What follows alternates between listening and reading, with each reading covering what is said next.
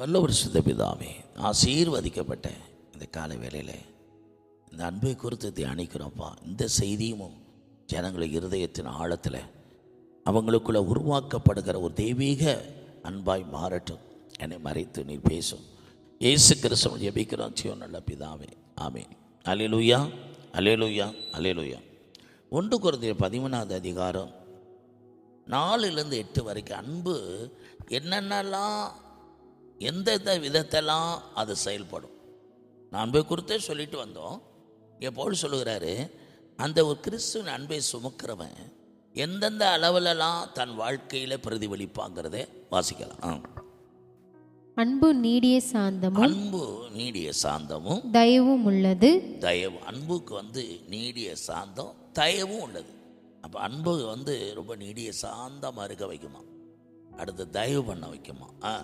அன்புக்கு பொறாமை இல்லை. அன்புக்கு என்ன இருக்காது, அன்பாக இருக்கிறவங்க பொறாமப்பட மாட்டாங்க. அடுத்து அன்பு தன்னை புகழாது. அன்பாக இருக்கிறவங்க தன்னை புகழன்னு விரும்ப மாட்டாங்க. இருமாப்பா இராது. இருமாப்பா நம்மளை விட பெரியவனாவேன் அப்படிங்கிற ஒரு இருமாப்பு அப்படின்னா ரொம்ப பிரமை பிடிச்சு அகந்தையாக இருக்க மாட்டாங்க. அடுத்து அயோக்கியமானதை செய்யாது.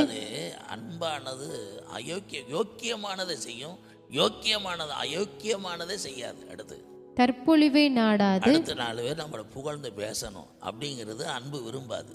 சினமடையாது. அடுத்து சினமடையாது. தீங்கு நினையாது. சினம்னா கோபம் அடையாது.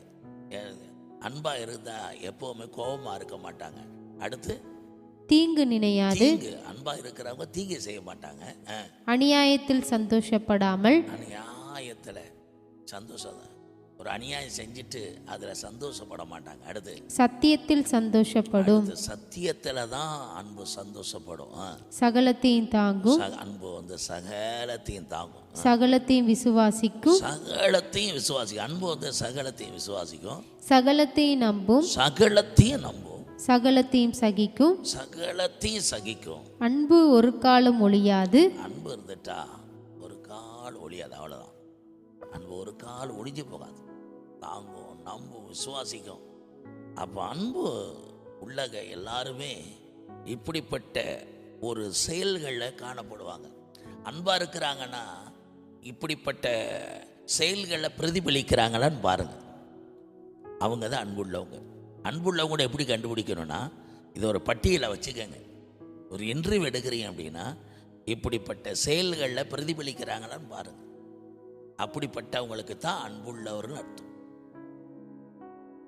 அப்போ இதை கேட்குற அருமையான கர்த்தருடைய பிள்ளைகள் வாழ்க்கையில் பரிசுத்த ஆவியானவர் நம்மோடு கூட இடைப்பட்டு நம்மோடு பேசி கொண்டிருக்கிறது மேலான சத்தியம்.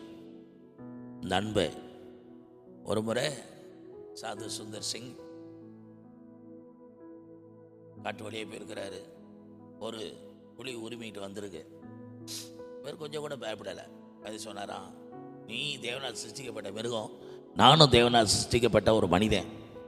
இயேசு என்னை நேசிக்கிறாரு, நானும் உன்னை நேசிக்கிறேன். நான் உனக்கு தீங்கு செய்ய மாட்டேன்,